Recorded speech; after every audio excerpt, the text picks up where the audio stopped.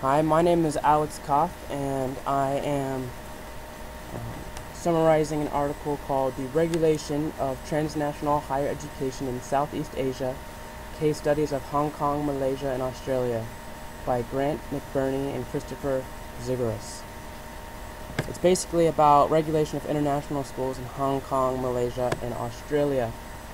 The World Trade Organization estimates that in 1995, the global market for education represented 27 billion US dollars, and in a globalized world, this is increasingly growing, and it's rapidly growing, especially in international school markets.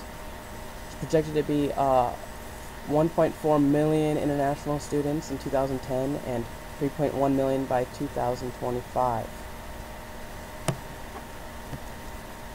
The author of this article, Grant McBurnie, is a senior research associate at the Royal Melbourne Research Institute of Technology in the Globalism Institute. He focuses mostly on internationally mobile students, and he's currently working on a report that compares cross-border education in 10 different countries. He's a authority on the subject of international students, so he's a reliable source of information. The main points of this presentation is about the regulation of higher education for transnational students, and how these regulations fit the specific needs and visions of the country, and how the effects of these regulations are positive both for a private individual and the public well-being.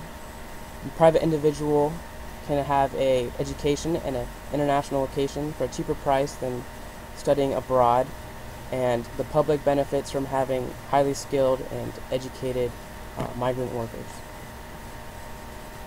Hong Kong is well known for its relatively low regulation in their market, and that translates into their international student programs. They force their schools to make lots of public information about their curriculum and their courses and their admission rates and so forth, so that the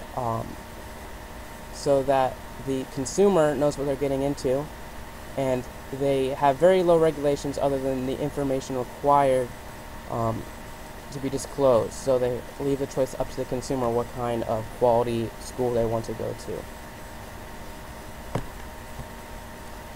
Malaysia just recently allowed private schools and privatization for their schooling in their country, and they are really concerned about bringing students and helping their economy.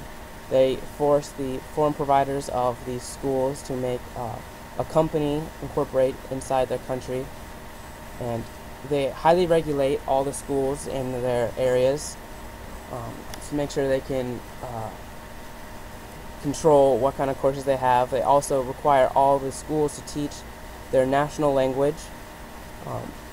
This is more in word more than in practice, because a lot of the students go there are more interested in English speaking, even if they're not from English speaking countries, because English is an important language in our globalized economies.